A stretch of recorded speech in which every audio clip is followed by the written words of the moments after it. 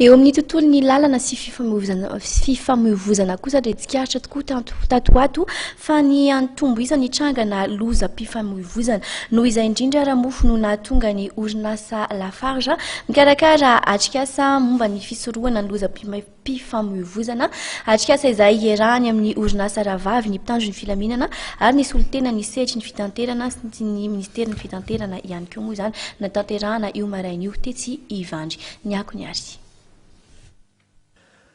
Nitombo nitranga-na lozam-pifamoivoizana tato ato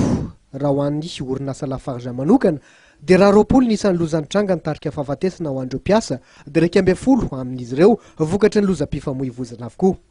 Io ny fantatra nandritra ny atrikasa mikasika ny fisorohana ny lozam-pifamoivoizana izay nitanterahany Lafarge niaraka tamin'ireo orinasa Raha ny mpitandro ny filaminana ny solitenany sehatra ny fitaterana ary ny ministera ny fitaterana io maraina io tetsy Ivandry.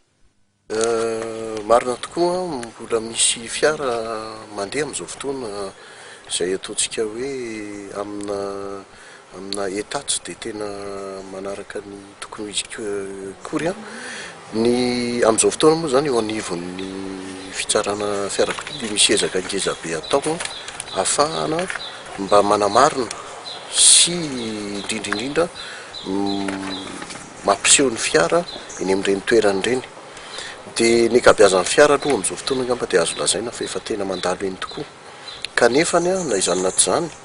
dia misy fiara ihany koa mety hoe mindrana piesy rehefa androso ao amin'ny toerana fanaovana ny fitsidihana ny fiara, misy mampanofy ireny piesy ireny dia apetaka ireny dia rehefa vita le fitsidihana dia averina indray le izy dia misy ofany dia ireny matetika no tsy hita eo anivon'ny toerana fanaovana visite teknika. Tena sazy rehefa tratra amin'ilay contre visite zany ka tsy mamaly ny fenitra ara-teknika le fiara dia afoeziny eo amin'ny centre de sécurité routiere ny validité an'le contrôle technique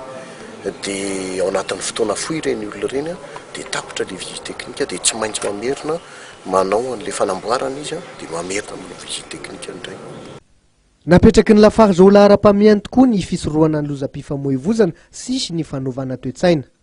Nilaza kosa ny ministera ny fitaterana fa ho fisorohana ny lozam-pifamoivoizana dia iroso amin'ny fanavoazana ny lalàna mifehy ny fifamoivoizana eto Madagasikara izy ireo izay kasaina ho totosa amin'ny 3 volana fahatelo ity izany.